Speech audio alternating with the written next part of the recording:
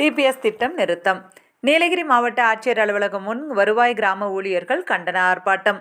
தமிழ்நாடு வருவாய் கிராம ஊழியர் சங்கம் நீலகிரி மாவட்ட கிளை சார்பில் வருவாய் கிராம ஊழியர்களுக்கு அரசு வழங்கி வந்த சிபிஎஸ் பங்களிப்பு ஓய்வூதிய திட்டத்தை எந்தவித முன்னறிவிப்புமின்றி தன்னிச்சையாக நிறுத்தியதாக குற்றம் சாட்டி நீலகிரி மாவட்ட ஆட்சியர் அலுவலகம் முன்பு கண்டன ஆர்ப்பாட்டம் நடைபெற்றது.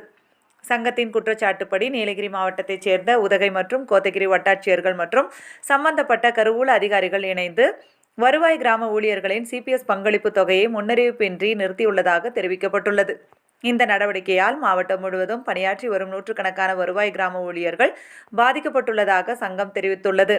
மாதந்தோறும் ஊழியர்களின் சம்பளத்திலிருந்து பிடித்தம் செய்யப்பட்ட பங்களிப்பு தொகையும் அரசின் இணை பங்களிப்பும் திடீரென நிறுத்தப்பட்டதால் அவர்களின் ஓய்வூதிய பாதுகாப்பு மற்றும் எதிர்கால நலன் பாதிக்கப்படுவதாக அவர்கள் கவலை தெரிவித்தனர்.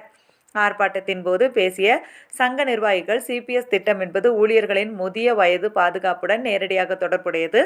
எந்தவித காரணமும் தெரிவிக்காமல் திட்டத்தை நிறுத்துவது ஏற்றுக்கொள்ள முடியாதது.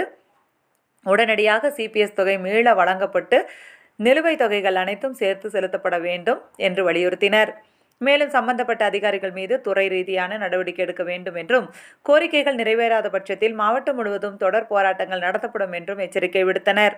இந்த ஆர்ப்பாட்டத்தில் நீலகிரி மாவட்டத்தின் பல்வேறு பகுதிகளில் இருந்து வந்த வருவாய் கிராம ஊழியர்கள் பெருமளவில் கலந்து கொண்டு கோஷங்கள் எழுப்பி தங்களது எதிர்ப்பை பதிவு செய்தனர்.